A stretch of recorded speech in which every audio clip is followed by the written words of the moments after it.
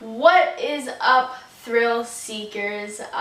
This is my first ever review on this channel, and it is of Twisted Timbers at King's Dominion. Wow, this coaster is really awesome, but before I get into my thoughts on it, let's look at the stats.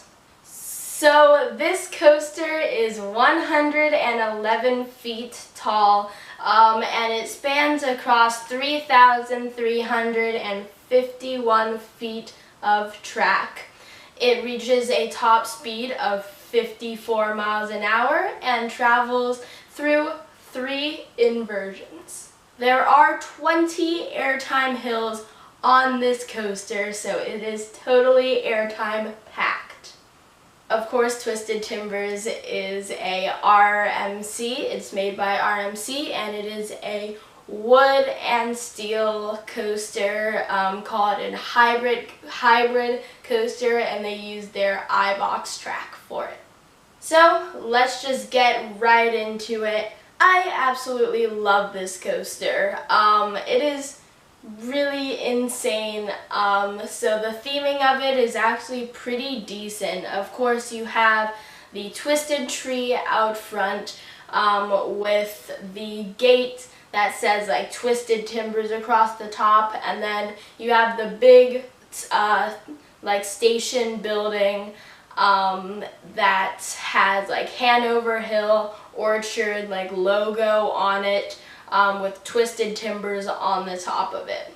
This is definitely a picturesque coaster. Of course, the barrel roll drop is great to take pictures of, and like when you're walking down the path to it, you just see the big barrel roll drop, and it is insane. Like, it just looks amazing. So the theming inside of the queue line is pretty good. Of course, I was not able to get any shots of it because of the Twisted Timbers and also Steel Vengeance. They both have the no or like nothing in your pockets rule. So I couldn't bring my phone or my camera or anything in line with me to get shots of it. But I think the queue line is pretty decently well themed. They have like a couple rows of trees, like maybe 3 rows of trees, 3 rows of like 5 or 6 trees, and of course that's supposed to be like a little bit of the orchard. And then they have a whole bunch of like turned over trucks and like lots of just cool like trucks and barrels and stuff like that. Actually, in the station, they have like buckets of fake apples on the exit side of the station, and I think it's actually pretty good theming. Definitely the most themed coaster at King's Dominion. So yeah. So without further ado, let's get into the POV. So Twisted Timbers starts out the ride with a turn to the right out of the station, and then it starts going up the chain lift. And this is an insanely loud chain lift.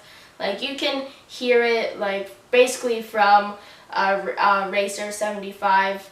Formerly Rebel Yell, but now it's Racer 75.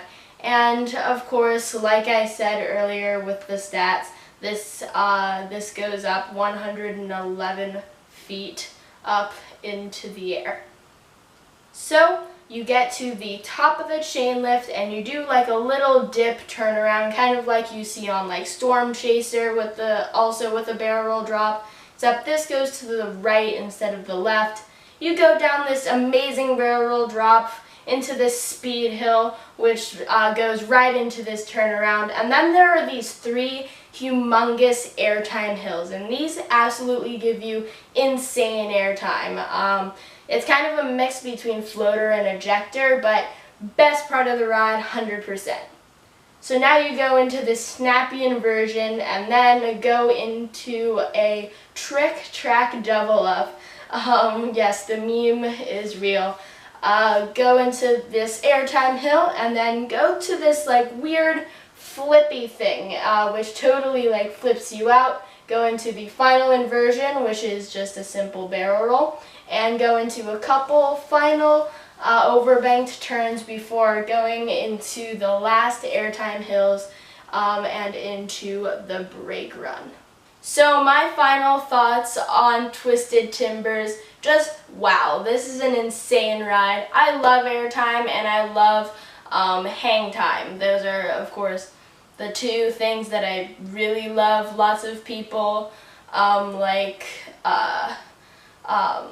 other coasters that have just a whole bunch of rapid fire inversions. I don't like that. I like more airtime, and then the barrel rolls that RMC makes and the 0G rolls, I absolutely love them. So, of course, with my favorite manufacturing company being RMC, I, of course, love the RMC coaster the best, Twisted Timbers. Wow, like #1 coaster, 100%. It has so much airtime, like you're out of your seat for basically half the ride. Like I said, 20 airtime hills, that's insane. The barrel roll drop is pretty much, not even pretty much, definitely the best drop I've ever experienced on a roller coaster. It's very different from other drops, and I love how the hang time that you get from the barrel roll part kind of just converts into airtime. So you're already out of your seat from the hang time, and then you flip over and you go into airtime. So you're never in your seat for the whole time on that drop. The speed hill is great, turnaround is great, and then of course the 3 airtime hills. Wow, best part of the ride right there. I wasn't really that hyped up for this ride, especially those 3 airtime hills. I was kind of like, maybe one of them would be like a 0G stall, because I love 0G stalls, and like something like that. No, the 3 inversions, the 3 airtime hills back to back, insane. Like I said when we were watching the POV, it's definitely a mix from ejector and floater, where you totally are like out of your seat 100% for the whole time. But instead of ejector being like really quick usually, it's definitely very sustained airtime. So yeah, wow, just great elements. And yeah, just amazing coaster overall. I would give it a 10 out of 10. Definitely just great coaster, #1, and I'm actually going to Cedar Point, so Steel Vengeance. I mean, I'm so excited for that now that I've ridden this, and people say that you can't even compare this to Steel Vengeance. That's how good Steel Vengeance is. So yeah, check out or look soon for that vlog coming very soon. And anyways, guys, I'll see you all next time. Peace out.